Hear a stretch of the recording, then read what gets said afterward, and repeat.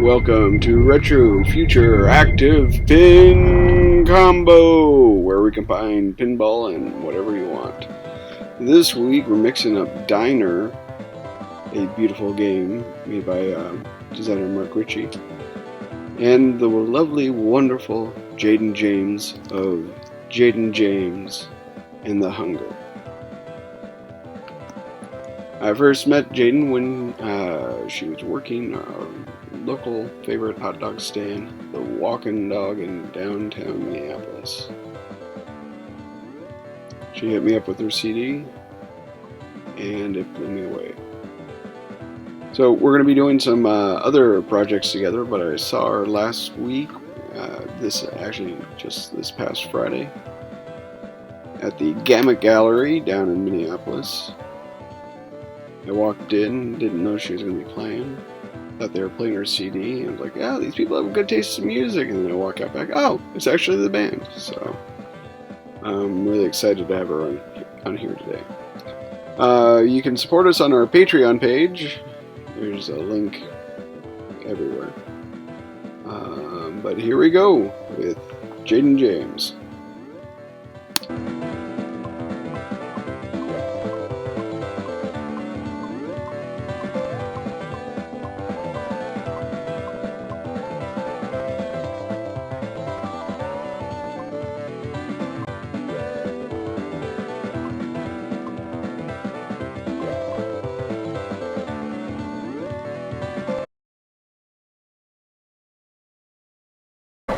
Alright, here we go with Diner Pinball. This is the Right Reverend Redacted Ryan Richards, and today my guest is Jaeden James of Jaeden James and the Hunger. We're very, very happy to have you here today. We're playing Diner. It's a wonderful game from 1992, Mark Ritchie game, where the point is to serve the international clientele of your diner. It was the one of the last of the solid state games. What makes a solid state game is it's no longer circuits. It has chips. It's computers. It has computer sound, and it's different than what's referred to as often the modern machines, which have a dot matrix display background and story. The guy who made this. All right. You had a good first go, though. Yeah. Better than mine, I'm sure of that. I'm going to let Jaeden introduce herself and talk about the Hunger. Yeah, so my name is Jaeden James, and I am the lead of a 10-piece funk and soul band out of Minneapolis. We've been together for 2 years, and we perform mostly original material, which is different for funk bands. Yeah, that was a lot shorter play than you had. Keep on talking while I play. I'm going to need some time, sure. So we started the band 2 years ago as the bassist and I, and we had a different drummer at that time. There's a little lag, so it's a little hard to deal with. But we had a different drummer at that time, and after I realized that he wasn't a real drummer, like he was a guitarist that wanted to learn. That was a shorter turn. This will happen a lot. We had picked up all these other players in that time from the new drummer, which we've been riding with all 10 members for a year now.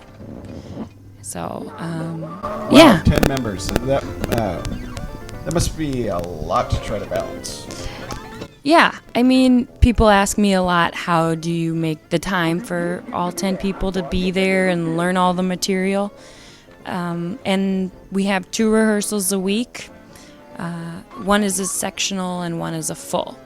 And they know coming into the group what's expected. I don't try to hide, like, I want to do this. I want to go out on the road and play. I want to play the big rooms in every city. I want people to know our music because I think it's important. I think the vision that we've created is good and is vital for... Ooh. Yeah, ow. is an important message. And if you're going to play, do it right. Yeah. Try to figure out what will eventually reach maximum impact. Right, exactly. Yeah. So if you're going to do it as a professional. So coming into the group, they know what's expected of them. Like, they are going to be playing regularly. They're going to need to rehearse. And it's serious. I take our fun very seriously. So it's really not an issue for people to show up, because if they don't, they're just not a part of what's going on. Yeah.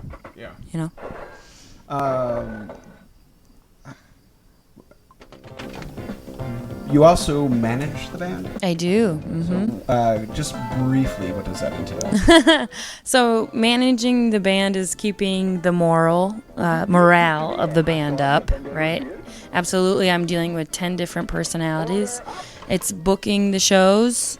So I'm sending out all the emails, all the cold calls. I'm the one who decides what we get paid, or if we're not getting paid enough not to do a show, and how I get everybody to these places. So my main thing as a manager is relaying information. I'm the fulcrum of the group. We're a collaborative group when it comes to the music, but when it comes to management, it's just important that all the information is available to the players. So that's my main job. Very cool. Yeah. And where can people find you and contact you?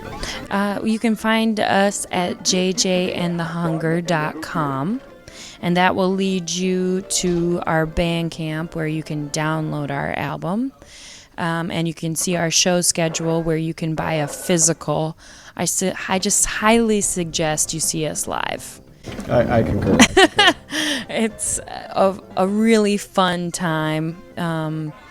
Many times people come up after shows and they go, "We just love your energy." That was a really cathartic experience, because part of what I do as an entertainer is I involve you. You're a part of the show. You're an active participant. Right. It's Yeah. not a passive And experience. Exactly. Right. And that, to be honest, that's the big difference between what I think is a good education and what is just, for example, the difference between like comics, and they did this thing called motion comics. Sure. Where they would take really good comics, they would add a little bit of light animation and voice work to it, and then pass it off. But the issue was, it went from an active experience of reading a comic where the reader would form the moments between the panels, to being a passive experience where it would occur whether you're there or not. Right. It would just be there. Yeah. And when I heard your album for the first time, and I heard it in my car, we met at the Walkin' Dog. We sure did. I was the hot dog girl. Yeah, I consider myself to be a hot dog connoisseur, and it was magical talking to you. And then you're like, "Here's my CD," and I'm like, "All right." And I get a lot of CDs, Sure, but this was one that. is like I listened to. It's like, I want to see them live. Because it was definitely one of those things that it had the energy, and I was really curious because I've dealt with a number of artists who are kind of like, they have a band, but it's very much a solo project where they're doing everything freaking on it, right? And them going to a live show is a very different beast, because then they have to either get a session band together to get the pieces, but part of me is, I always assume that just because the logistics of carrying a 10-member band are usually societally prevented. Yeah. Mm-hmm. But seeing last Friday, I went down to the Gamma Gallery at the behest of my friend Mikey Max. Plus, I love that gallery, and I love that beautiful. place. And I walk in and I see like 3 friends, and I hear Jaeden playing. I'm like, "Oh, they're playing Jaeden James and the Hunger CD."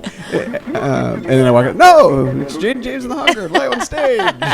Live on patio. That was great. What a beautiful night that was. It was just a beautiful night. Yeah. I mean, the thing for us is what I always wanted. The vision was that the band would be a band of people. that love each other and want to work together. And that's what we have. I mean, the music is not only reminiscent of, vintage style of creating music, but also the group is. It's just so important to me to look around and know these people and know their experiences and know where they come from. So yeah, managing a band like that is hard and easier all at the same time because they offer their own ideas for the music, and we're friends and we look out for each other. That's very cool. Yeah. After the show on Friday, we went and made our way down to the Nicolette Diner. We sure did. Because they were open. And I was starving. Yeah, as was I. I sometimes forget to eat. And while I was there, I ordered something called the Pile Up. Which, let's see, it had... we'll save the key ingredients, the funny named ingredient for last. It had onion rings, jalapeno poppers, chicken tenders, no fries, breaded mushrooms, and frickles. Those are my favorite. Fried pickles. Cute. Frickles.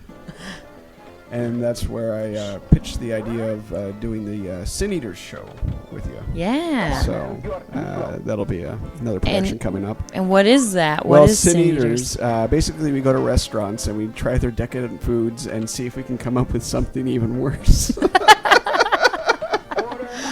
Awesome. Kind of a very lo-fi production, but sounds like my regular diet. It's an excuse for us to go to places and try the ridiculous things and go, what if? And then we took the pile up. And if they're up for it, they can include our variation in their menu, and we can leave a little mark. I'm nervous for these diners. Oh yeah, so am I. I'm nervous for our bodies. Well, I'm nervous for the membrane between worlds, because what we're about to do is unholy. The sinful eating. Well, I think one of the first places we can probably hit up is the Chatterbox Pub. A friend of mine owns it. That's one of the first places I did open mic as a singer. Oh, so have you met Stephen Miller? No, he's the owner. No, I don't think so. But yeah, he used to talk about when we would go to clubs together. He's like, yeah, I want to open up a bar where you can play games and just have music and just have it be a friendly place. They have a thing there. They have a grilled cheese lobster club sandwich. Ooh. My mouth is watering right now because it wants it. And it's actually my mouth is actually crying because it doesn't have this lobster grilled cheese sandwich in its mouth. So that's amongst. Let's get there. How are we gonna make that more sinful? Bacon. Oh, I mean, you can. If there's already bacon on the inside, you can put bacon on the outside. I've worked heavily in what's referred to as a bacon lattice. Oh, bacon lattice. I also I carry around a secret weapon. My father made an award-winning jam that is a miracle on many a food. It's a habanero jam. And what he does is he doesn't make very many batches of it, because he personally de-seeds and de-veins the jalapenos, or the habaneros, and puts them in a jam that has a metric ton of sugar in it. But it is so good on a cream cheese wonton. Whoa. It's just because it has all that flavor of the habanero, but none of the heat. And it already has that counter sweet. Yeah. So it has that interesting dynamic that I love in so many weird combinations. Yeah. So, yeah. Yeah, I mean, the Pile Up had, what were the sauces? It had a honey mustard. Actually, it was more just a brown mustard for that I requested. But it came with marinara, barbecue sauce, ranch sauce. Raspberry cream cheese? That's what it was. Yeah, no, strawberry cream cheese. Yeah. Which we dipped the frickles in. I like that combination. Yeah. Well, it was again that sour and sweet, and just the fried. sheer utter ridiculousness of it. Like fried pickles. How can we possibly make this worse? Strawberry cream cheese. So yeah, we did it. So basically, we'll just do that a lot. Yeah, it's hard to jump onto your ideas, I'll tell you. I know. Yeah, you really had to twist my arm. Well, that's the big thing about my work is it's all about conspiracy.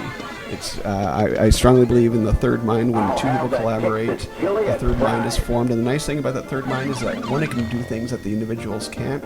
Two, it's a lot more willing to get work done. Right, yeah. Because you have that the social pressure of fulfilling somebody else's who's also putting into it. So it kind of gives you that extra oomph. It's something I discovered through writing of comic books. Right. A lot of great comic writers started off as both the writers and the illustrators. Sure. But the time commitment for that is just too great. So right.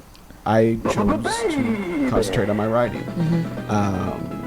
And when you collaborate with somebody, especially if they have a great talent, it requires a lot less work on your part, because what I love is what they bring to it, the unsaid parts. Right. Well, that's working with 10 people, the things that they bring. I mean, I'll bring in the lyrics and a melody and an idea. Not every song is formed this way, but a majority. And then the flavors and the inspirations that they have just changes it completely. Exactly. And so it's never monotonous. It's never redundant. It's a creative gumbo. Right. Absolutely. And there's a couple of us that, are more of the core that make the decisions of where we're going. And even that's fun to think about how we want to sell ourselves, how we want to brand it, how do we want to talk about it. And it's not just me. It would never be the thing that it is if it was a singular mind. Now, where's that fine line between creative director and despotic overlord? I guess, okay, so I'll just give an example. We're working on our Halloween costume idea right now, right? There's 10 of us. And so I brought in a ton of ideas. I was like, here's a list of 50 things. And we went through and voted out the things. So that's a lot. For a group like this, I truly believe you do need a leader. And then there's leaders inside of the group, too, that lead in different ways. Like department leaders. Right. Like, you've got the rhythm section, you got the horn section, there's backup singers, and, they all kind of have different responsibilities. And recognizing that some people want to lead and some people want direction, and that's fine, and that's honorable. It's one of the interesting things I found in my mini co-conspiracies is quite often I have to be the leader. But every now and then it's nice just to be the guy on the side. Just to be told what to do. Yeah. Well, one of the projects I'm working on is designing a game to try to save the bees. The idea being that if you take the skills from this game, you could actually use it in beekeeping. Interesting. You can also use it as a reference. It's like, what are the chemicals that kill bees? And what we'll do is we'll send a free copy of this to everybody in pest control in South Carolina, because they just killed millions of bees. Jeez. Trying to take out mosquitoes for the Zika virus. Right. These poor bees, they're having a hard time. And they're forming a company around it. We're making this. We're giving this game a platform on which it can succeed. But I just have to design the game. So I don't go to the meetings where they're talking about executive stuff, because I've done that 15 times this year.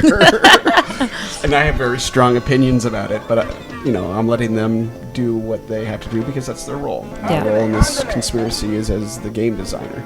Right. They don't got anything without me. Yeah, right. Interesting. But I don't have to worry about all that minutia. I have to worry about the minutia in many of the other projects. Well, that's what I want for most of the players, is that they come in and they play. Yeah. Right? They don't have to make the decisions. They don't have to have necessarily the vision. And And I feel like that would be really nice to be a part of something that's like you believe in it and you believe why it's happening and you get to be an active member in it, but you don't necessarily have to call the shots. So it's a very fine line between, what did you say, dictator and creative. It's going back to that management position that I have. I don't do really anything without putting it past them, but there's also times when we all have so many ideas because it's a creative bunch that if I didn't just go, nope, this is the thing, like this is the Halloween group costume, we'd go on for years. There's just endless things that we think would be fun to do together. So did our game end? No, we're still playing. Oh. Yeah, the game seems to be glitching out, so hopefully this recording goes well. That's kind of the light attitude of the courses. And again, I warn you about my glitch field. Hey, that's how life is. Yeah. Hope it goes well. Yeah. Do your best. We tried. Yeah, right. If you're hearing this, it was a success. If you're not, this is all for naught. It's fun to talk to Ryan anyway. Exactly. Besides, I have a feeling that we're suddenly going to stop in 44 seconds. Okay. Well, Jaeden, where would you like people to find you? I would like them to find me at jjandthehunger.com. Is that ANDEHU? It is. It's spelled out. And otherwise, you can find us on Facebook. You spell my name Jaedyn, which is an original spelling. And you can find me on Facebook. You can Google us, and we'll pop up. And do you have any out-of-town shows coming up? Yeah, we're going to Madison October 1st. October 1st, 2016. That's right. We recorded this all the way back then. This was before it all happened. Before what happened? The singularity.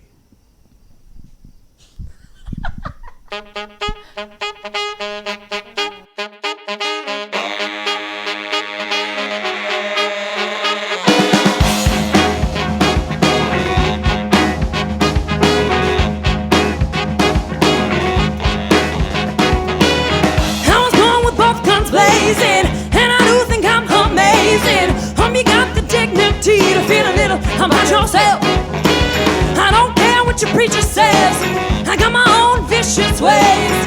Only got one commandment and it goes, I'm killing it. I'm killing it. I'm killing it. I was born under Jeffrey Dahmer. He was born with an ugly hunger. Too bad he was such a charmer. Do you know what I'm talking about? Hey, I'm the meanest queen in this town, yeah. Mind your P's or Q's, so get down, yeah. Off with his head. That's how I roll.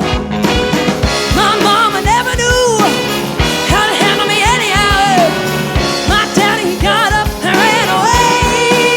I'm still killing it. I'm killing it. I'm killing it. I'm killing it. Come on, kill it, Jason.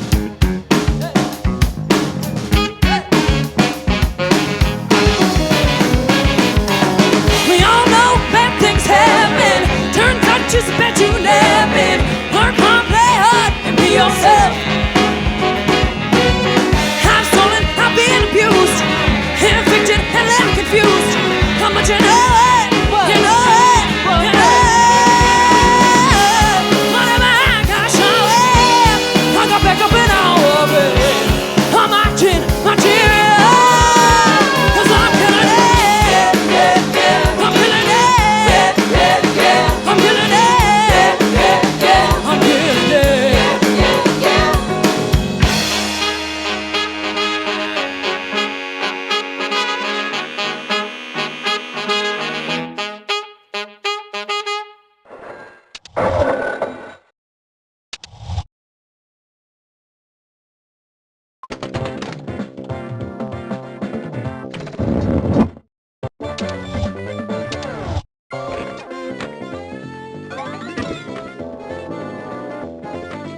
I'll have the Texas chili and fries.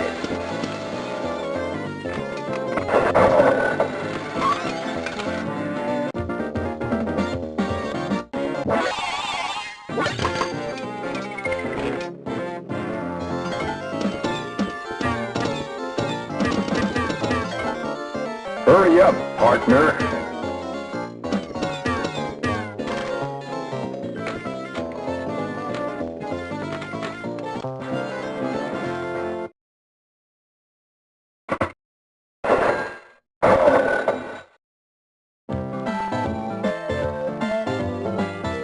Really?